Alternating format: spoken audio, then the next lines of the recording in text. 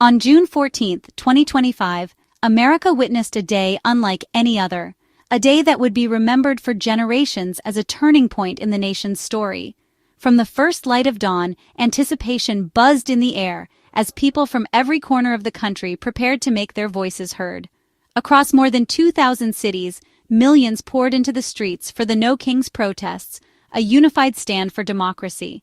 The scale was unprecedented, with city blocks overflowing and rural towns joining in solidarity, all echoing the same message. The people would not be ruled by kings or unchecked power. The energy was electric, connecting people from all walks of life in a shared purpose. Young and old, students and teachers, workers and business owners, everyone found common ground in the belief that democracy must be protected. Signs soared above the crowds, faces set with determination and hope. Each banner told a story, some hand-painted, others printed overnight, declaring a refusal to accept anything less than a government accountable to its people. Chants echoed off city buildings, a sound impossible to ignore. The words "No Kings" and "Democracy Now" rang out, reverberating through the streets and into the halls of power, demanding to be heard. This was democracy in action, messy, passionate, and beautiful. The movement was not just about protest, but about hope, resilience, and the belief that ordinary people could shape the future. The protests were sparked by a deep concern that American principles, fairness, justice, democracy, were under threat. People feared that the very foundation of the nation was at risk, and they refused to stand by in silence. Organized by a coalition of over 200 groups, the movement was a response to what many saw as authoritarian overreach. Activists, community leaders, and everyday citizens worked together, building bridges across political and cultural divides. Families marched, friends linked arms, and strangers became allies, all united by the belief in government by the people. Children rode on parents' shoulders, learning firsthand what it means to stand up for freedom. On this historic day, that belief was not just spoken, it was lived, pulsing through the heart of America. The spirit of democracy was alive in every chant, every sign, and every step taken together, reminding the world that the true power of a nation lies with its people. The phrase "No Kings" was more than a slogan. It was a call to remember America's roots, a reminder of the nation's founding ideals. It echoed the spirit of the American Revolution, when ordinary people stood up against monarchy and demanded a government that answered to its citizens. In the streets, on social media, and in conversations across the country, No Kings became a powerful symbol of resistance and hope. Protesters invoked the revolution, reminding the nation that power belongs to the people, not a single ruler. They drew direct lines from the struggles of the past to the challenges of the present, insisting that democracy is not just inherited, but must be protected and renewed by every generation. Their grievances were clear. President Trump's second-term actions felt increasingly authoritarian. From executive overreach to divisive rhetoric, many Americans felt the balance of power shifting dangerously. The use of inflammatory language and disregard for established norms alarmed citizens who saw these as warning signs of eroding democracy. And with military deployments in response to civil unrest, many saw democracy's guardrails eroding. The presence of armed forces in American cities was a stark reminder of what was at stake, fueling a sense of urgency among protesters. The protests demanded a return to accountability and shared governance. People from all walks of life came together, united by the belief that leaders must answer to the people, and that transparency and fairness are the cornerstones of a healthy democracy. Immigration raids and harsh policies fueled the movement, with signs like "Families belong together" and "No human is illegal" everywhere. These messages highlighted the human cost of government actions and called for compassion and justice for all, regardless of background or status. No Kings was about rejecting systems that dehumanize and divide. It was a stand against policies and rhetoric that pit neighbor against neighbor, and a call to build bridges instead of walls. The message was clear. Leaders serve the people, not the other way around. Protesters demanded that those in power listen, act with integrity, and put the needs of the many above the ambitions of the few. The phrase became a rallying cry for a more compassionate, inclusive America. It inspired people to imagine a country where everyone's voice matters, and where justice and equality are not just ideals, but realities.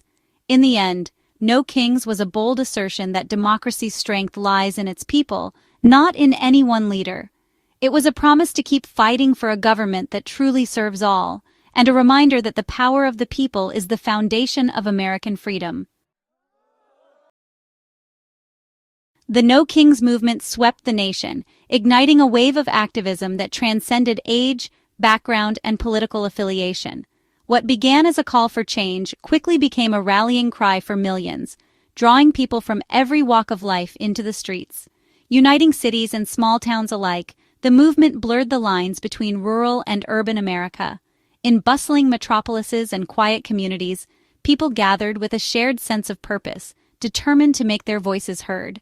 From the iconic avenues of New York to the sprawling boulevards of Los Angeles, Americans marched in solidarity, their voices bridging divides that had long separated them. The energy was electric, the sense of unity palpable. In Atlanta, crowds overflowed the Capitol steps, echoing the South's enduring legacy of civil rights activism. The city's history seemed to come alive as new generations took up the mantle, demanding justice and equality. Houston and Dallas saw thousands challenge the status quo, proving the movement's reach extended far beyond traditional liberal strongholds. In Texas, as in so many places, the call for change resonated deeply. Los Angeles hosted one of the largest, most passionate crowds, even as tensions ran high. The city's streets pulsed with emotion, anger, hope, and a fierce determination to be heard. Isolated incidents of violence contrasted with the overwhelming peace elsewhere, highlighting the stakes of the moment. For most, the protests were a testament to the power of nonviolent resistance and the strength of collective resolve. Over 2,000 events gave even the smallest communities a voice. In places often overlooked, neighbors gathered with homemade signs, proving that the desire for change was truly nationwide. The movement's grassroots nature made it personal. Neighbors marching side by side, friends and families standing together for a cause that touched their daily lives.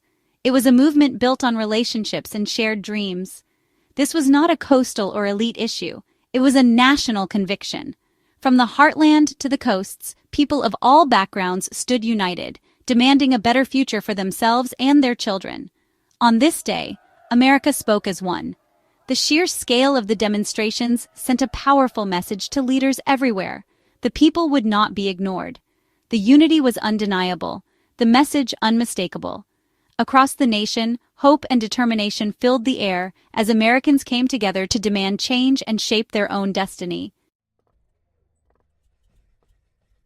Philadelphia, birthplace of American democracy, was the symbolic heart of the No Kings rally. Marchers traced the footsteps of the founders, calling for a renewal of the nation's core ideals.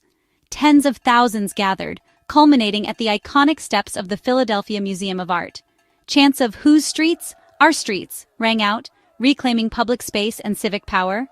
The crowd reflected America's diversity. Young and old, seasoned activists and first-timers, all united. The rally was more than protest. It was a celebration of community and shared purpose. The message from Philadelphia echoed nationwide. The spirit of 1776 endures. The city's rally became the movement's beating heart, a reminder that democracy's journey is never finished. The No Kings protests were a showcase of creativity and passion. Protesters wielded clever, biting signs, "No Kings, make America a democracy again," and more. Chants like "This is what democracy looks like" unified the crowds, turning thousands of voices into one. Satirical props, from inflatable puppets to historical costumes, brought humor and history to the streets. Political theater engaged hearts and minds, making the message unforgettable. Signs supporting immigrant rights and banners demanding change highlighted the movement's core issues. American flags waved proudly, reclaiming patriotism as a call to higher ideals. On this day, creativity became a force for democracy. The government's response was swift and forceful. National Guard units deployed across cities, creating a tense backdrop for peaceful protest. President Trump's warnings of "very big force" only heightened the sense of confrontation. In California, federal activation of the National Guard over state objections fueled debate about presidential overreach. Critics saw the military presence as intimidation, a politicization of force. Despite the show of power, most protests remained peaceful and self-policing. The contrast was stark, citizens with signs facing soldiers with rifles.